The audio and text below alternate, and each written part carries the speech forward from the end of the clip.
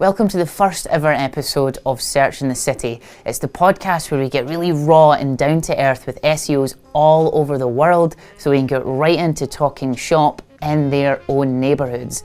Everything is filmed on FaceTime on their phone, so we get a really live, raw view of what's actually going on. Nothing is edited in post, so you're going to get the most genuine, in-depth SEO knowledge from this. And at the same time, we get some really cool shots of where the person lives and what the SEO culture's like in their back garden.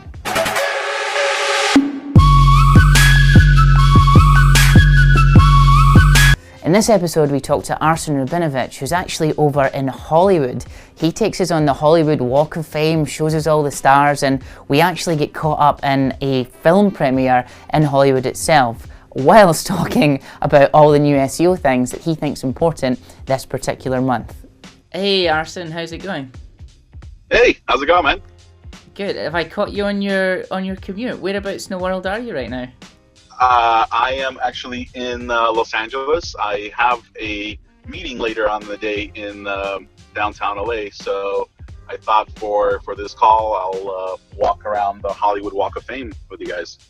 Oh man, that would be amazing. Like, I've been to a lot of places in the world. I can't say I've ever been to LA.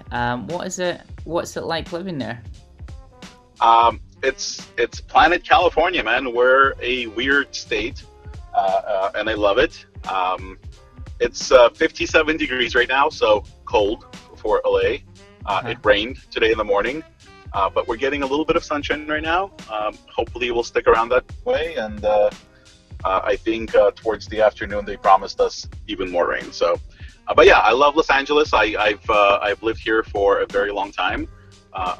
This is home for me. This is a great place to live. Did you say it's 57 and raining? Can you see what I'm doing here on the thing? I'm playing the world's smallest violin for you. 57 and raining. Jeez. Yeah, it's cold.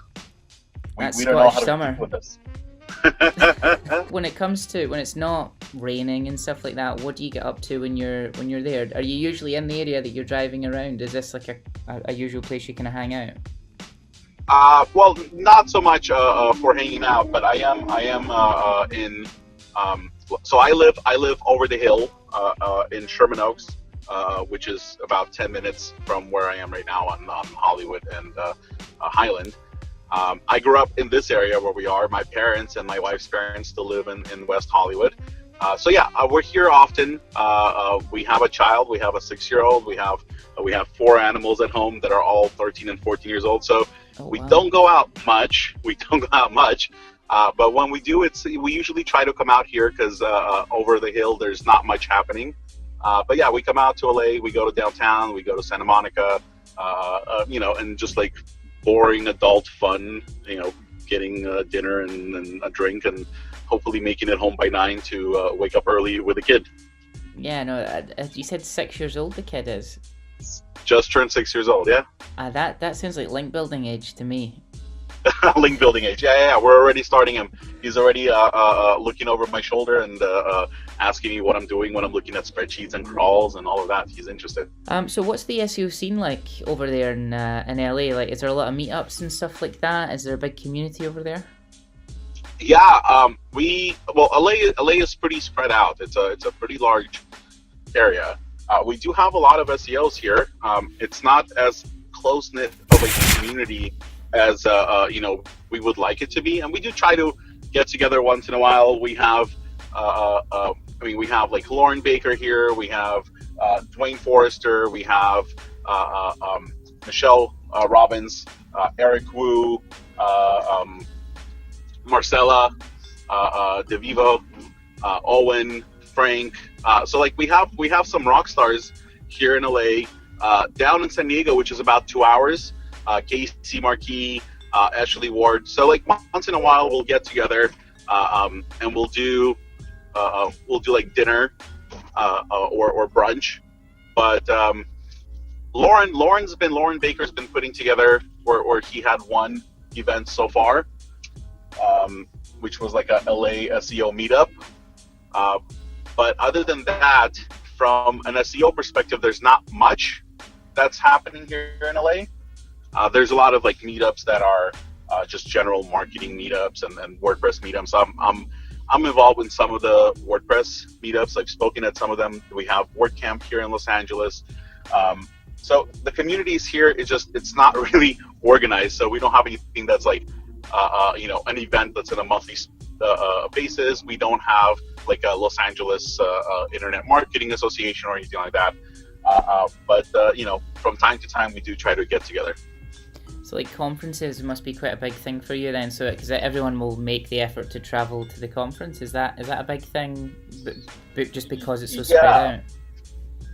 Yeah. So I probably see people that are like SEOs that are here in Los Angeles more frequently at conferences than here in LA. I mean, we also have like William Sears here in LA. So like we have a lot of really amazing SEOs here. It's just everybody's busy, everybody's working, everybody has kids, and conferences allow us the opportunity to kind of get away from all of that and concentrate on what we're there for.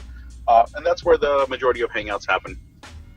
That's cool. I always think conferences are like kind of tax-deductible fun. I remember booking my first ones to Vegas, and my accountant's like, Ross, you can't put holidays and vacations through the company, bud. That's not a thing.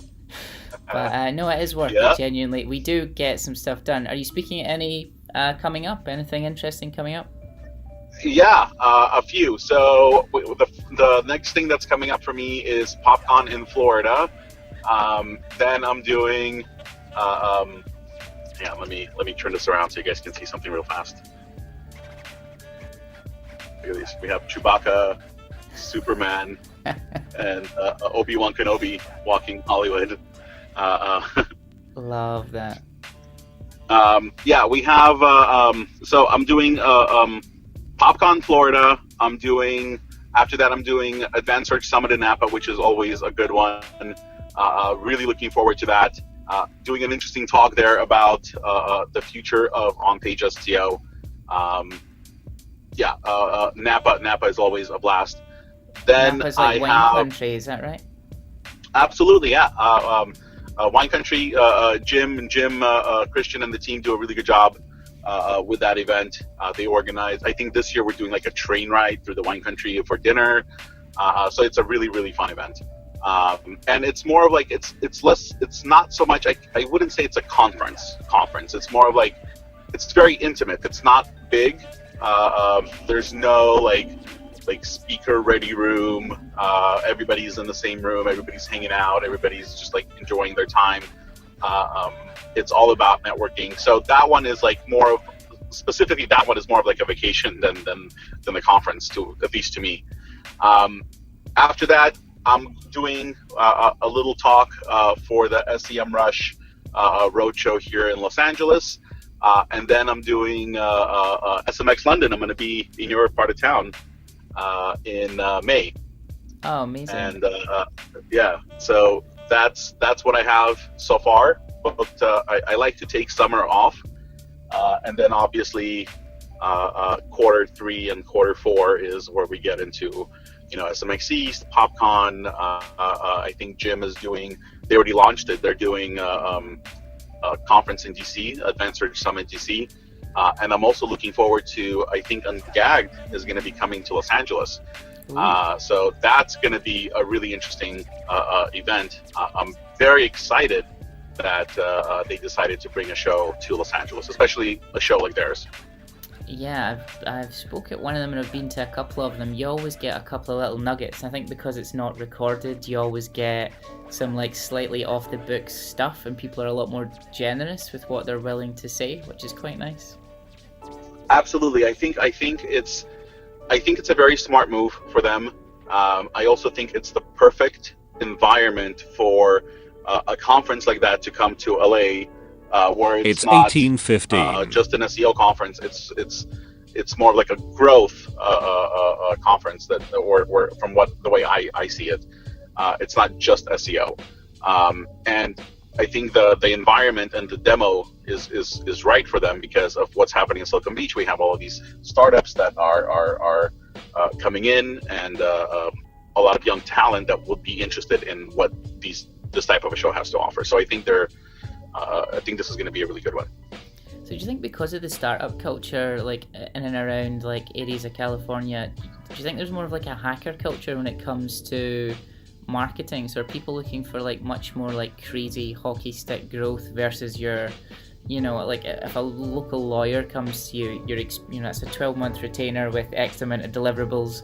But if it's a startup, they're just like, we want you to blow us up and we don't care how it happens. Is that a thing, or is it slightly different? Yeah, it's that. We definitely have that. We also have like a really big, the traditional SMB sector, where it's like a monthly budget and it's a retainer, and they're established businesses. And then we have a lot of startups, and a lot of them are in 310 area by the beach over there. And those startups tend to go both ways. So you have the like really lean, and we don't have much budget, but we have to come up with growth strategies that will create brand awareness or drive traffic or conversions. And then you have a little bit of opposite, where they're already funded, they have some money that they can dump into this, and they're very conservative with their spending, but they have a budget and they know that, hey, certain things do take time. It's more of like a marathon and not a sprint when it comes with SEO. Whereas others come to us and they're like, hey, we really want to do some work on the branding side of things. We want the knowledge panel. We want to show up when people search for our brand, right? So yeah, there's a good mix of that here in LA. LA is huge, man. We have all kinds of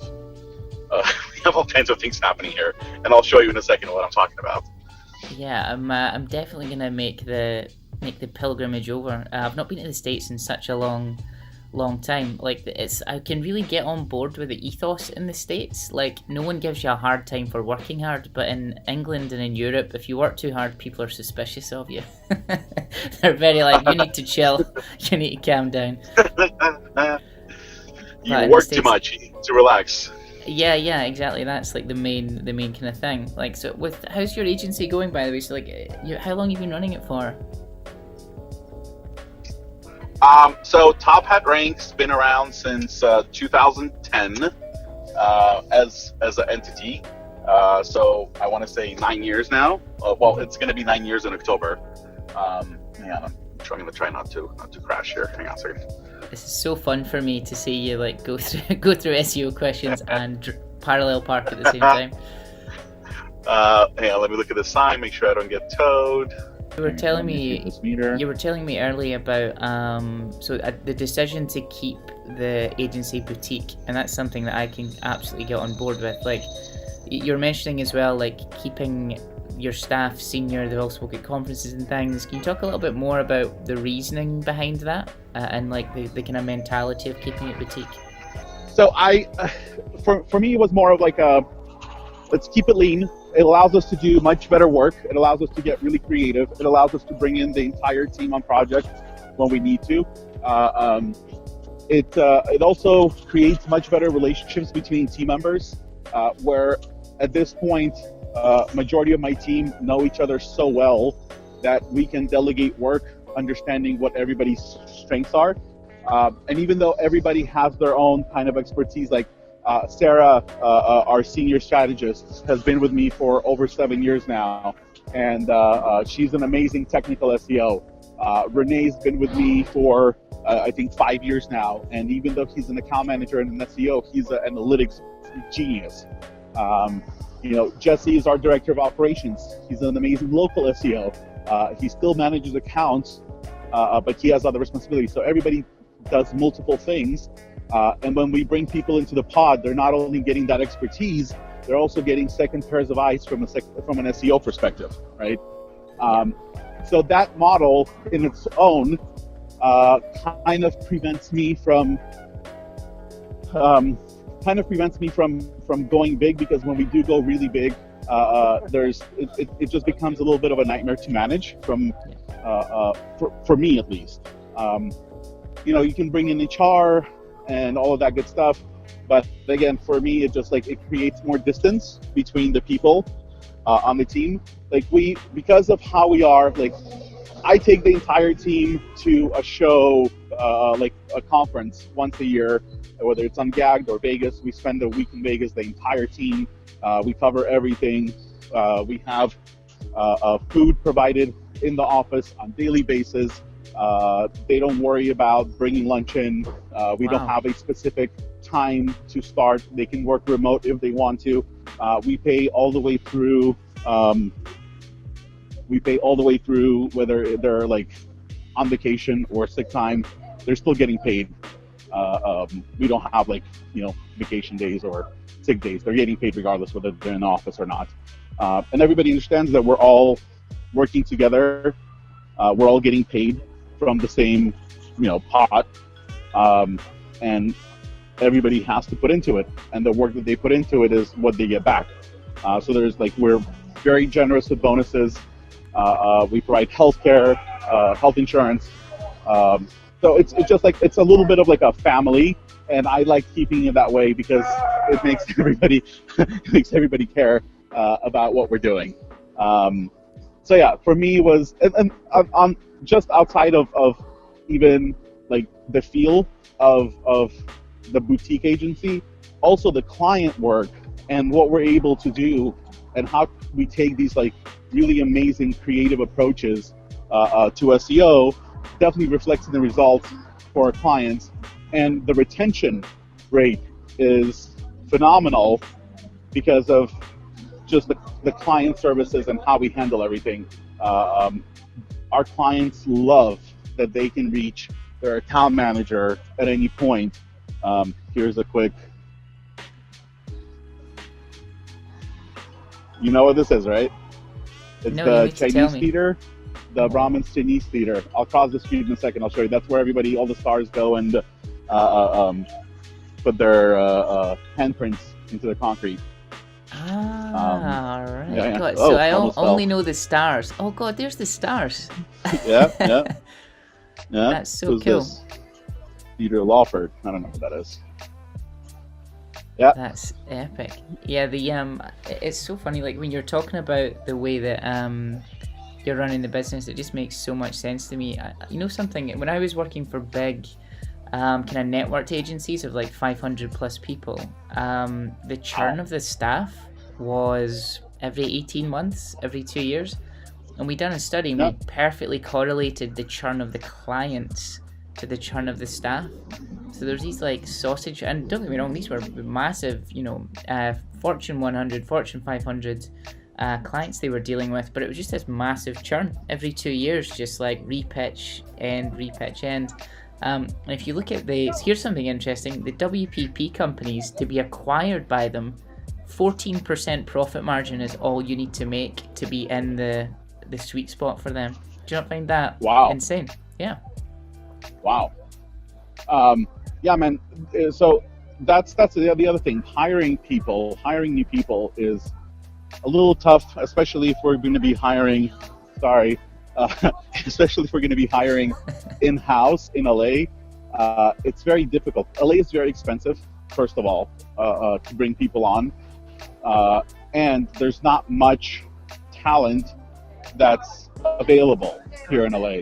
Right. So I can't handle, especially with a boutique agency, it's an investment when we bring somebody on, right? It's something that it's an investment to bring somebody on, and then we have like a 90-day probationary period where we're trying to figure out, is this person going to survive working with us, right? We're throwing them in the deep end and crossing our fingers hoping that they can swim. After 90 days, you're married, so there's benefits and a raise and all of that. So now you're kind of like stuck together, and you hope that everything's going to go smoothly and that things will work out. And if they don't, then you're dealing with letting go of the person and crossing your fingers, hopefully that it's going to be a painless process, right? Yeah. So it's for a business, for an agency like mine, where we're all deeply involved in working and making sure that we're showing results for clients. Nurturing a new hire, we take very seriously.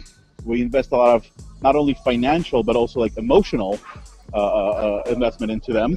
And we definitely want to see ROI on that. So we're very picky about who we hire. And then just like all of that, I'd rather not deal with that process and just concentrate on, again, driving results for our clients.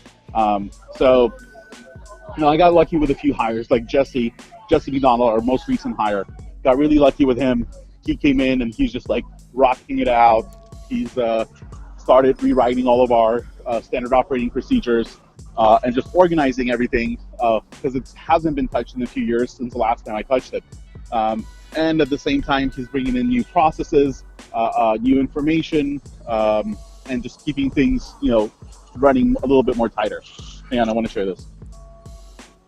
This is the Ripley's Believe It or Not museum with the dinosaur sticking out of it. So I'll process you right now. I'll show you guys the film thing really carries over quite a lot there. God, everything just feels like it's straight out of a movie. I suppose because it is. So I'm right now, here, let me quickly tell you. I'm on Hollywood. I don't know if you can see the sign. Hollywood Boulevard and Highland. This is I guess the famous cross section. There's the Wax Museum over there around the corner. I don't really know what this is called. This is Hollywood and Highland Center.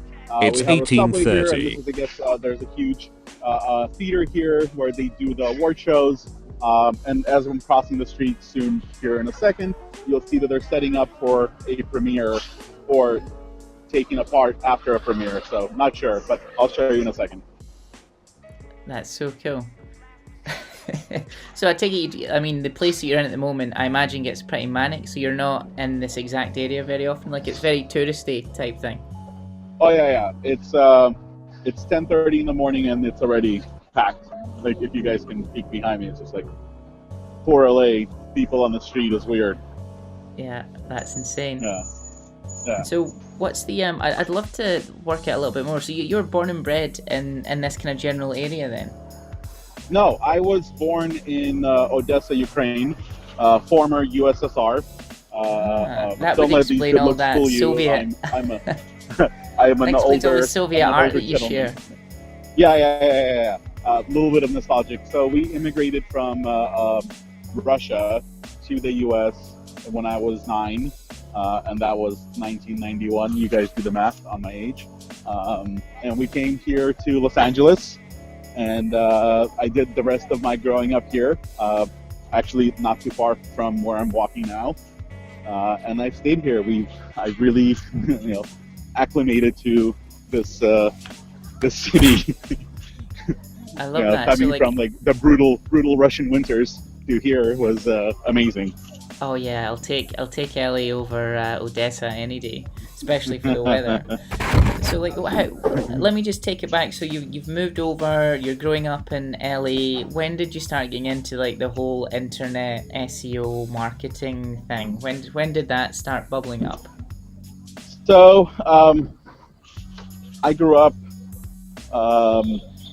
obviously before the internet, and little by little, I was always very tech inclined with everything in my life. I was studying to go into medicine, so my background is in that. But then as I got older, I realized that there's better ways to make money, and a lot of money, much faster. So I got into sales, and I was taught how to sell insurance, specifically life insurance. Hang on. And based on that, oh, made a lot of money. This is the most interesting one we've done today. I can't just like randomly the Hulk is walking past. Amazing. Hulk and Catwoman are walking together. For anyone who's just listening to this and not viewing the video, you are missing it massively.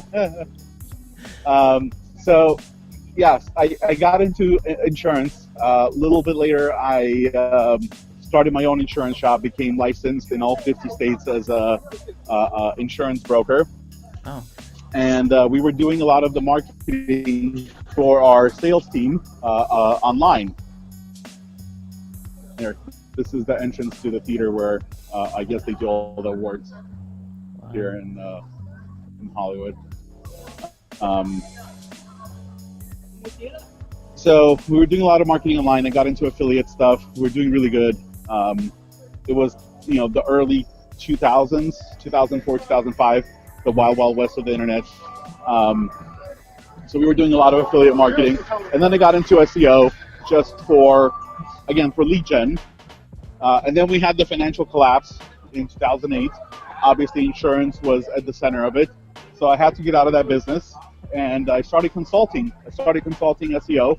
I hired my, hey man, thanks a lot. For you, big guy. Where you from? LA. Oh yeah, let me sign it, man. Hey, I'm on a. All right. Arsen. Yeah, say man. hi. Hey, Hello. Hey, Arsen, hey, man. about to get a great record. Make sure you guys enjoy it and follow us on Instagram. I can tell you guys are successful.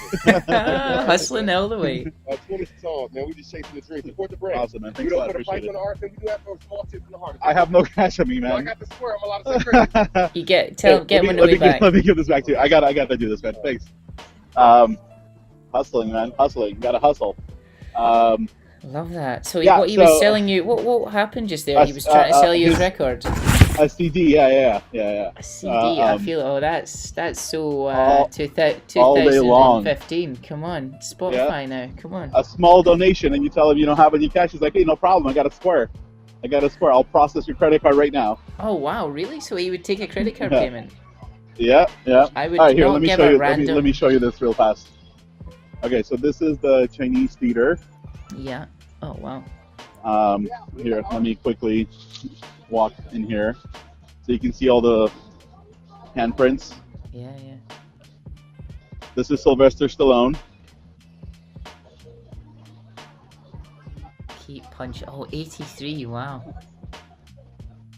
This is I don't know who this is. Maybe Dressler.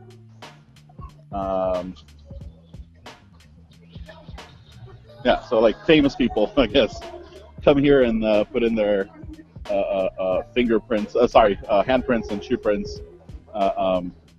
Clark Gable right here. Oh wow, that's quite inspiring. Let's see who else.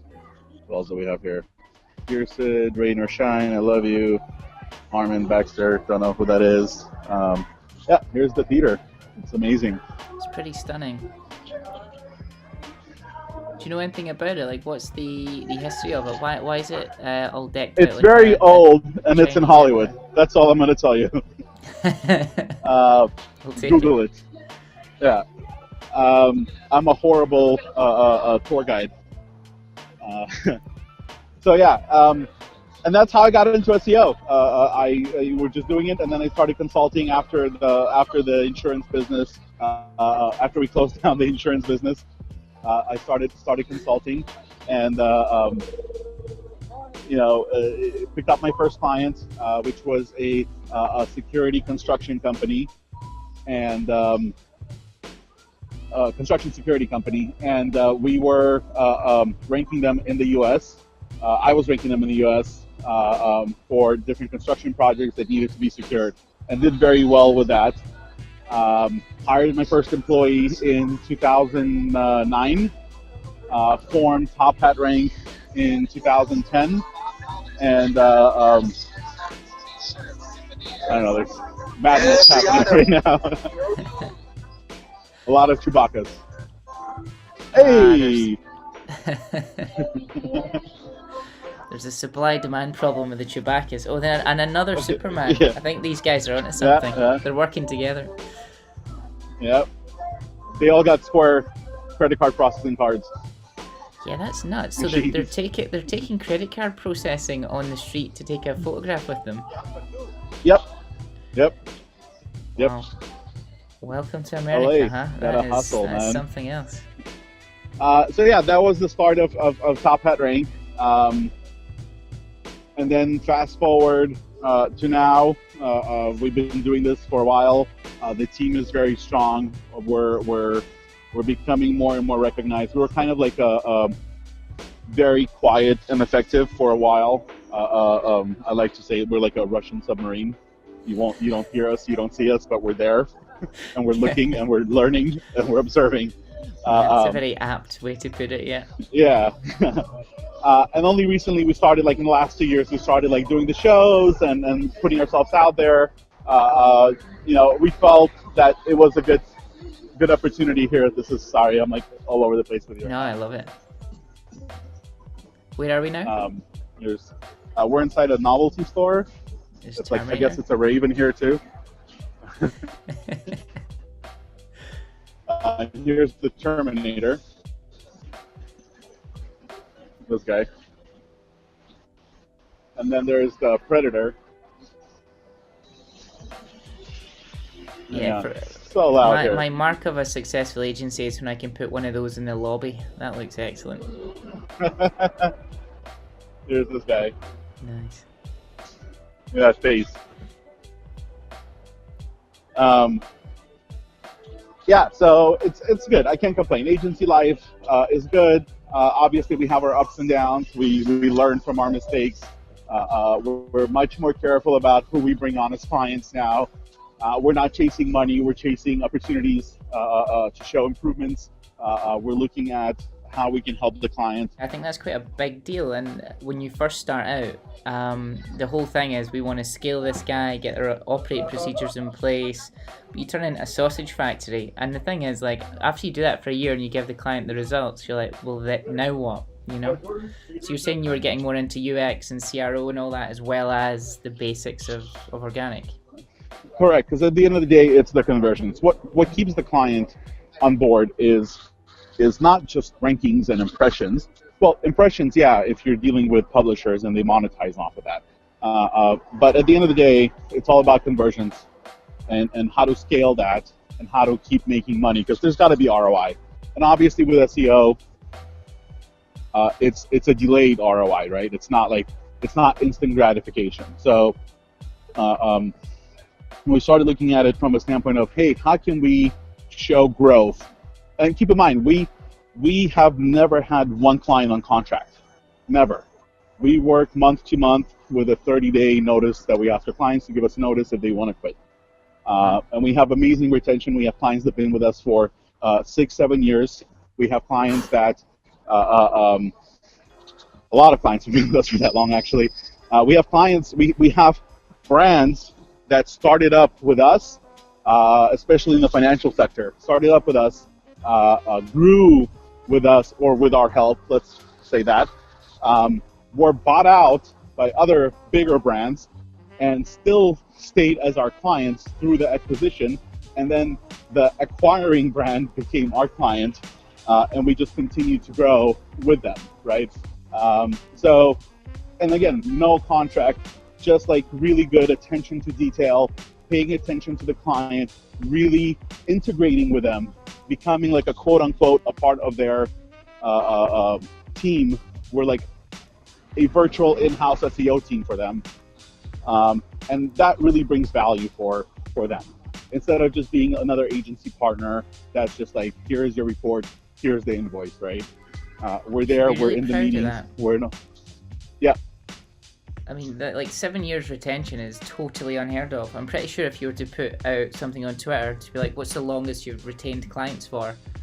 You'll get 3 years, 4 years. That's pretty special stuff. You don't lock them in at all. So it's a 30-day thing. If you're not happy, see you later. Yeah, and that takes a lot of pressure off the client as well. From a, hey, let's try these guys out. Let's try them out. Let's see how it works, and it just grows from that. Because once they get a feel for the boutique aspect of how we're structured, and that like they have access to me. That I am the only person doing sales for the agency. We don't have a sales team. All of my people are in the execution, quote unquote, part of what we do. So we don't have a sales team. I'm the one who does all the business development. I speak with the client, I close the deal, and I'm the one who is guiding the SEO strategy. I'm a part of all the calls, deeply involved in everything. So they definitely appreciate that, and that's a big part of our, I want to say secret sauce, right, for retention. And they can't get that anywhere else, because like your level of experience in consultancy, like that comes as part of the agency package. Do you do delivery on top of the consultancy? So once you're building out auditing and telling what to do, are you in the sites making changes and helping them and stuff? Yeah, so a big chunk of our clients are able to do their own implementation. They have their own, DevOps. We work with them directly. But yeah, we do deliver. So we deliver we do link building, content, infographics. We will do build outs if they need us to do so, dev work, infographics, online PR, all of that. But it's all heavily rooted in SEO. So we don't take on projects like if somebody comes to us. I mean, we do online reputation management, conversion rate optimization, all that. But if somebody comes to us and says, Arsen, I want you to build a website, I'm going to say no, we don't do that, because we're not set up for that. We're a marketing agency. We're marketers, essentially. SEO is just a channel that we are very good at, right? Yeah. So we're not just looking at it like, oh, how can I get him to be number one? It's, hey, what's top of funnel, what's mid funnel, what's bottom of the funnel? How can we get people in there? What are the assisted conversions? What's the journey for the user? Can we segment these audiences? So like we really dig into it. But again, SEO is a big driving factor. That's what we're known for. Well, on the kind of subject of SEO, like just to kind of deep dive into it, is there like any like interesting trends that you're seeing emerging? Anything that you're particularly focusing on? Anything that's kind of piqued your interest over the last couple of months or so? Yeah. Interestingly enough, I am over the last year and a half, I've been doing a lot of preaching on entities and getting away from optimizing for like strings and getting into things, right? Even though there is a lot to be said about strings and sequences, especially when it comes to queries and matching intent and all of that. I still feel like where we're heading right now is it's all about entity optimization. Whether you're looking at it from a standpoint of brand building or topic structuring, entities are everything. And once you start realizing that, hey, this is not just a topic, this is again an entity. How do I cover this in its entirety? Do I cover all of this on a single page with content? Do I answer all the questions, or do I create an experience within a silo and a topical silo, and create assets or individual pieces of content to cover that topic in its entirety? And how do I show the relationships between these topics and subtopics or entities to Google, right? To crawlers. And once you really start getting into that, you start seeing results. And it's just very simple to explain or to show even how that works. You take a site that has flat architecture where everything is kind of nested in the root, and even without, like, I wouldn't even go in and change how things are organized from a URL perspective. I would go in and just organize things with breadcrumbs, right? Showing Google logical navigational paths and how things are nested, showing the relationships between topics. You definitely see improvements right away, right? And because I'm a marketer at heart, when I see that that's working, I'm going to see what else can I do from that perspective to further show Google that my client is an expert in the field of this topic, right? So working off of that mindset, you start looking at things like information architecture, topology, internal linking, topic organization, even structure of your H1s, and how things are organized in a much different way than if you're looking at it from, I just got to be number one on Google, right? Yeah. You start getting away from exact matches. You start getting away from over-optimizing from sounding like a robot wrote this content, right? So that's been something that I personally see as, and I mean, it feeds everything, right? It feeds voice search. It feeds, here, let me turn in here so it's a little quieter. It feeds voice search. It feeds the knowledge graph. It feeds even we can even say that about local search, Google My Business. Those entities are explicit because they're verified, right? Google My Business sends out a card to a business, right? Google sends a card to business to verify that they are who they are and where they are, and that's their information. And then it looks at third-party sources, why citations are so for now, right? We said third-party sources for that, again, quote-unquote third-party validation to validate that that business is indeed that business and it is in that location, right?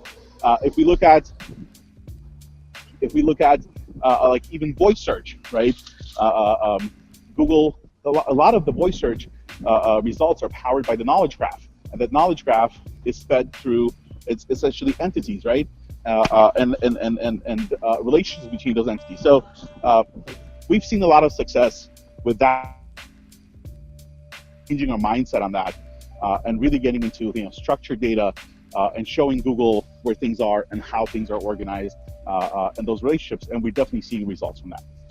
Yeah, I completely agree. I actually smiled when you started saying that it was all about structured data and things, because just done a similar interview to this in the morning, and the person also said it's all about entities, and like they've been in the industry again, same as you, 10, 12 plus, like crazy amount of time.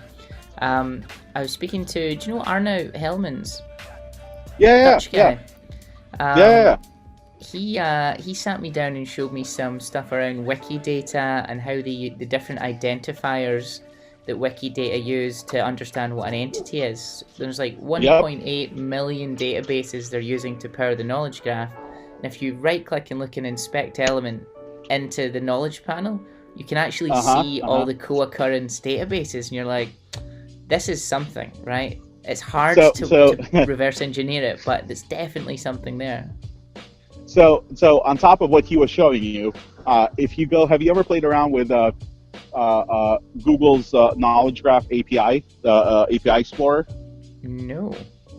So if you search for Google API Explorer and then go like surf through that and go into the Knowledge Graph API, you can actually put in like any information, like you can put in your name, right? And what that returns is the entity information that Google has in the Knowledge Graph for you, for your name, right? And that's, if you do already have an entity ID with Google in the Knowledge Graph, that's, it's a little creepy, but that's the Knowledge Graph ID that's gonna follow you everywhere, right? And it's associated with like where you work, if that information is mapped, right? For you, with your brand and all of that other information. So I think at one point that, I think it was a Google Base a while back. This is before I got into all of this stuff. That's where those IDs came from initially. Oh, it's Freebase. And I guess they discontinued Freebase. And then I guess once Google discontinued, I might be wrong on this, but I guess once Google discontinued it and replaced it with the Knowledge Graph, those IDs got rolled over. So whenever we're doing knowledge graph optimization for our clients, we actually set up little monitors to let us know when they continue to query the Knowledge Graph API to let us know when that Knowledge Graph has assigned an ID for the client. For Oh, that is nice. That is a nugget. That's great. And there's been content written about this. You can like just Google search it. And then, so that same as markup that's so frequently overlooked, right? So like same as showing, hey, this is my about page on my site, and I am Arsen Rabinovich, and here is my LinkedIn, and here is my here's my Facebook, here's my Twitter, here's my Wikipedia, or here's my Wikidata or Wikipeople profile, right? And you mark all of that up with same as markup, which is a part of your persona markup, or I think brand markup. And that effectively, oh my God, it's so loud here. And that effectively tells Google that you're not tells Google, but you're showing Google where things are connected, right? You're showing Google that this is my Facebook page, this is my LinkedIn page, this is my Wikipedia page. And once you start doing that, and you connect all the dots, and all those dots are connecting back to you, that's where the magic happens. This is how you get that knowledge card in the search results, right?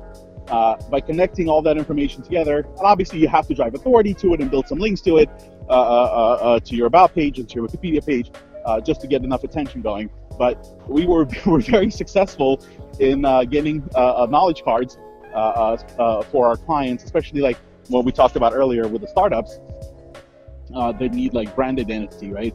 When people do reverse lookup for their brand name, this is one of the areas that we excel at. But yeah, so a little bit of information that their entity is everything right now. Bill Slavsky, I don't know if you've read any of his stuff. Yeah, SEO by the Sea, love it. Yeah, he's brilliant, man. Read some of his stuff. He has a lot of nuggets in there. Oh, in terms of like your like any algorithm updates, so like we do news on algorithm updates, but we don't actually really care about them or talk to our clients about them. I've yet to be massively negatively affected by them. I mean, you get the odd penalty recovery that people come to you with, but we rarely need to deal with any of that. That being said, it's fun to watch and speculate. The most recent one that I find fascinating, and it kind of relates back to the entity thing, because it was obviously powering trust and Google understanding who you are. The medic update, did you see anything from that at all? Like, did you familiar with it?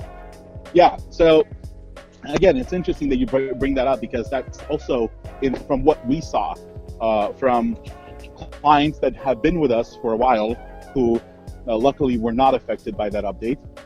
And we do a lot of work in the financial vertical. We do a lot of work in the medical vertical. So this is the only downside of doing the kind of walkabout stuff, is sometimes that if you walk into a little patch of area that has got really bad Wi-Fi or 4G, it gets a little bit patchy. But so far, this has been so fascinating listening to Arsen.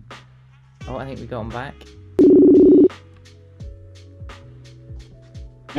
Hey, sorry, you were in the middle of saying, I'm going to ask you about the medic update again. So have you seen anything with your clients in particular? And what kind of things are you seeing with it? Let me walk down to where there's better reception. Cool.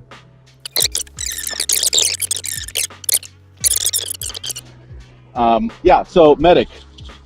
So I don't know how much you caught before it turned off, but what we noticed between the clients who have been with us and the ones that weren't affected by it, and clients who came to us afterwards to help them recover, and when we compare the two, the differences that we were noticing, and again, this is correlation without causation, this is just what we observed, but what we were noticing is, again, this expertise, authority, and trust aspect of things, right? Like they didn't have same as markup. They didn't have connectors showing Google that, hey, I am this person, I have this knowledge, here's my LinkedIn, or here's my university site where I graduated with an MD and I'm a doctor and I'm providing this advice, right?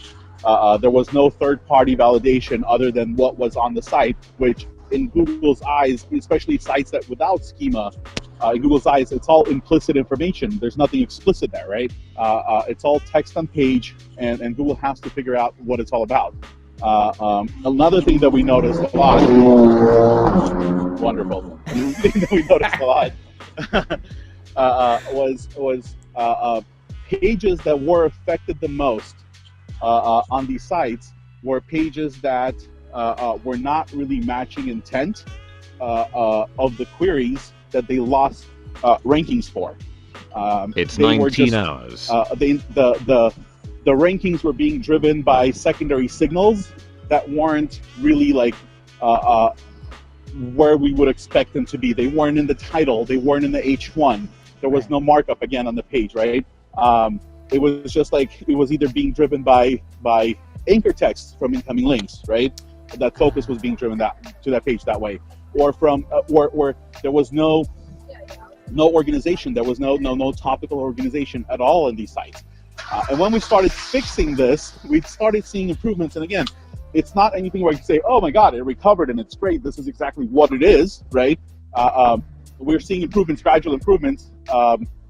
Some are returning much faster than others, but the medic update, in my aspect of it, expertise, authority, and trust, was a big part of it. And I think they call it medic because it affected majority of medical sites, right? But we also saw a lot of our food blogger clients. We work with a lot of food bloggers and recipe bloggers. We saw them being affected by this update greatly. We had another client who is what's the best way? They're nutritionists that they don't sell the actual food, but they sell you diet plans. It's a subscription service.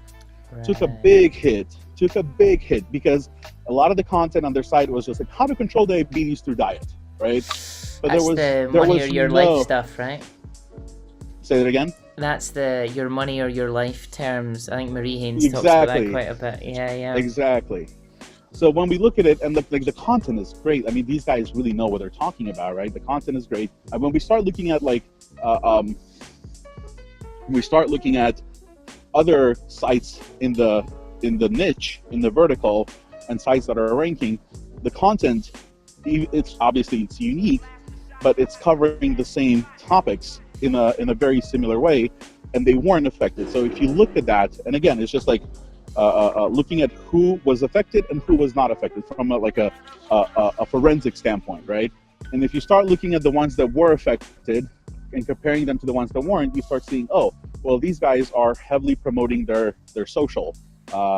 There's a lot of third-party content around their name and their brand, right? From bigger trusted sites and again, if you look, another thing that we were doing, sorry, kind of jumping on a different vector. Another thing that we were doing, one of our SEOs, in-house SEOs, started looking at, hey, is the site that's citing the third-party website that's mentioning our client's competitor who didn't get affected, does that site have a Wikipedia entry about it, right? To help us understand whether it's if it's a trusted source. I think this is it. I think this is what Google is doing. Google is, and what we're seeing through all of the updates through 2018 is we're seeing that Google is cleaning up the mess, right? Google is favoring sites that make it easier for Google to understand what each page is about, what topic is being covered. So if I perform a query and I ask Google, hey, marble score, right? Which page is Google going to choose on my site to show as the most relevant result for that query, for that intent, right? If I search for 3mm blue marbles, which page on my site is Google going to select? Do I have a specific page that answers that query without competing with any other page on my site, right? And once you start optimizing and creating these paths, right, for Google to understand, this is the logical, navigational, and organizational path to an asset, to a product page. But if somebody is not refining their query or the intent is not refined enough, I'm going to show them a top level or a parent category page, right? But if you have too many of those category pages that are not properly defined, Google is going to have a hard time figuring out which page to show. And at that point, it's just like, it's in my opinion, a low quality signal, right, for Google from like an algorithmic evaluation. This is so fascinating that you're saying this, Arsen, because Gary Eshott done an AMA on Reddit, and he literally said someone asked him, and he literally just confirmed exactly what you're saying. So there you go. No, that's nice. I only read what Patrick did a summary. Patrick from IBM did a summary of it. Yeah. I still haven't had a chance to read the whole thing. It's long. It's a lot of reading. It is, and it's a lot of noobs just asking ridiculous questions, and Gary just being a bit cantankerous with it, being like, "Ugh, stop asking me dumb shit." So, that's fascinating that you're saying that, because I'm in such agreement with you. So a long story short, so like that's what we're seeing with these updates. So like everything from the March of 2018 update, and all the sites that we've been cleaning up, and we were bringing on probably like 3 to 4 recovery cases per month throughout last year, and every single one we looked at, it's the same story. There's no breadcrumbs. everything is either nested into a category, and the category has a competing tag page. All the titles are the same. The only difference is a lot of times is just like the date in the URL, right? And once we slowly start cleaning that up, you see the recovery. It's like a Google crawls through and goes like, oh, all right, this makes sense now, right? This is the page to answer this question or this query, right? And that's, I mean, the goal of all of this, and this I'm going to repeat what Gary says, is to not overthink it, right? Look at it from a perspective of, if I start on the home page, am I able to navigate to this asset page? And does this navigation make sense to me as a human, right? Is this logical? And if you're able to do that with your site, you're nicely structured. Obviously, you have to think about like schema markup, breadcrumbs, topic organization, all of that. But if you're gonna have a hard time navigating to an asset on your own site, and when I say asset, it's like a page that's like at the bottom of a silo, right? Yep. Like your product page or your blog post page. If I'm gonna have a hard time with my own site to get to a specific asset page, the end result, I have an issue that needs to be addressed. And it's as simple as that. There's no need to overthink it. Use tools like even like SEMrush's crawler or Screaming Frog. You run a Screaming Frog crawl, like turn off all of the other stuff. Like you don't need to check CSS, you don't need to check Java, you don't need to retrieve images. Just do an HTML crawl, right? And then you organize it not in a table view, in the tree view, right? In Screaming Frog, you can click to see the folders, and just click around, close all the folders, and look, are my categories competing with my tags? Another thing that we're finding a lot working with lawyers and doctors is they have procedure pages, like let's say breast augmentation, right? We work with a lot of plastic surgeons, so we do. It's LA, so, what are you gonna do? Yeah. So breast augmentation is a procedure page, and then they have breast augmentation as a category page for their content in their blog. So it's blog/breast augmentation, and then all the content in there. That silo, that breast augmentation category silo, is so rich with blog content that if Google searches, Google crawls through this, Google's going to favor that category archive over your procedure page. But you want your procedure page to rank because that's where your conversion happens, right? That's where the before and after pictures are.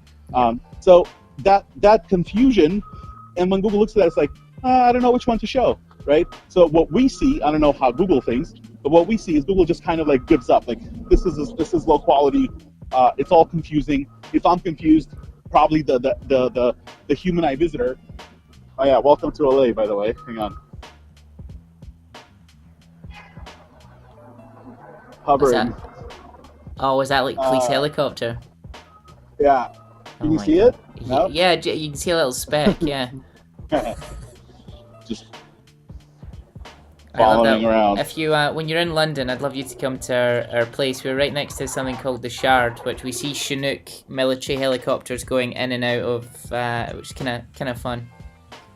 I think there's last time I was in London, I went there. I think there's like a sushi place inside of it, right? Yeah. Well, that's it. Liverpool shit. Yeah, absolutely. Yeah. Oh wow. Something's happening. There's sirens and helicopters. I'm gonna walk back to my car. Yeah, that's the. I think Google are like tapped our conversation, and we're giving away the secret sauce. Like, who's this guy pacing on Hollywood Boulevard back and forth on his phone? Matt Cutts is gonna repel.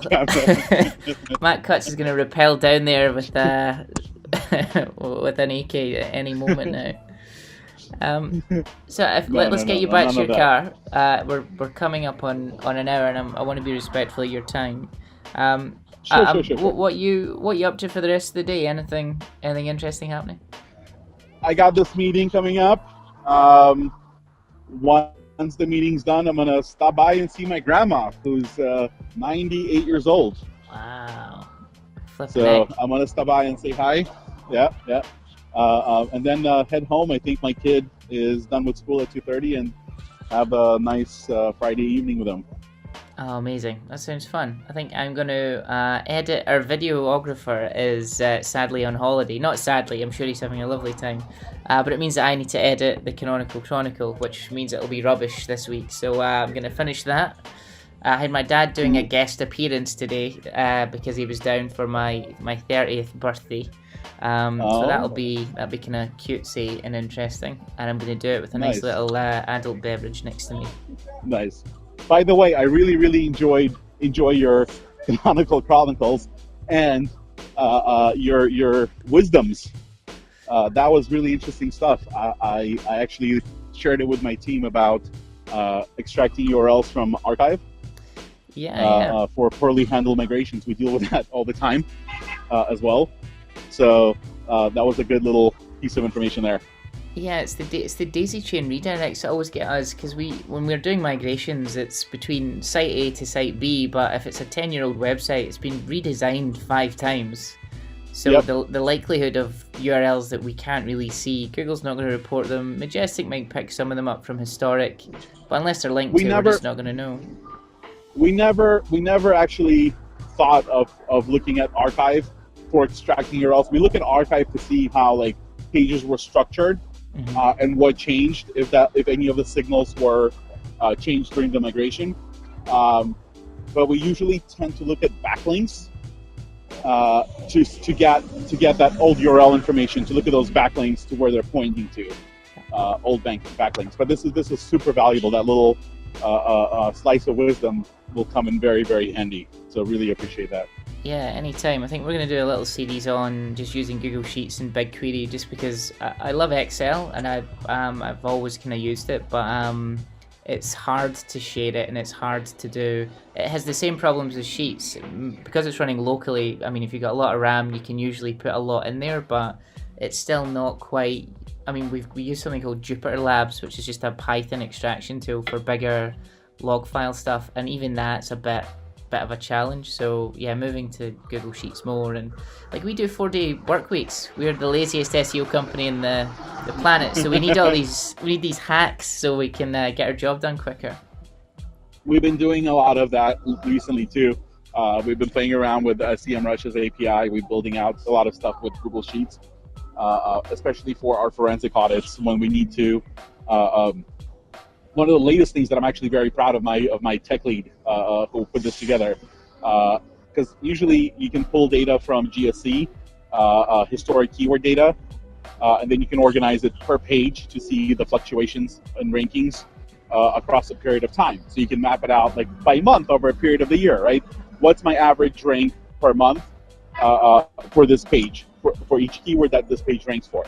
But when you're dealing with forensics for a client who is a multi-location enterprise level drug testing company, GSC data is going to be a little useless when you're trying to identify historic data for listings that have a GMB It's 1915. result, right? A Google My Business result.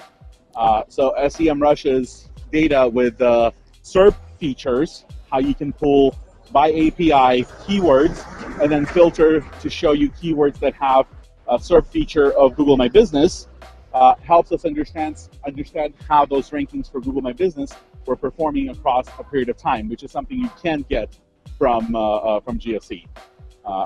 So that's been a huge lifesaver and a time saver for us when we're reporting to our client on hey, yeah, you definitely did lose positions in the local pack for these keywords during this period of time, right? And unless you're using, I think, Yext dashboard to track or to manage your listings, there's no other way to get that data other than through SEMrush API. It's pretty invaluable. I totally agree with you. And I know we rave about SEMrush all the time. And it's so funny. Someone came to the office and they're like, "How much does SEMrush pay you?" And I'm like, nothing. I pay them.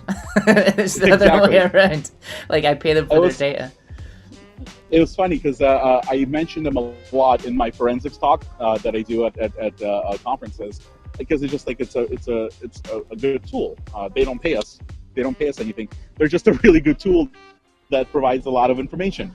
So one of the people in the audience tweeted that they should bring a buddy to have a drinking game every time I mention SEMrush in my talk. So yeah, I'm with you on that.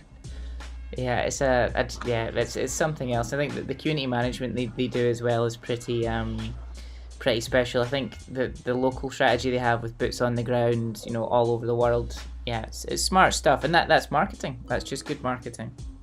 Yep. Awesome, man. Well, thanks for your time. I really appreciate you doing this for me. Yeah, and this has been hilarious and fantastic. I can't wait to watch the footage back and see how many Chewbaccas that I can spot. All right, brother. Have a good one. All right. See you, man. Take care. Bye. Bye.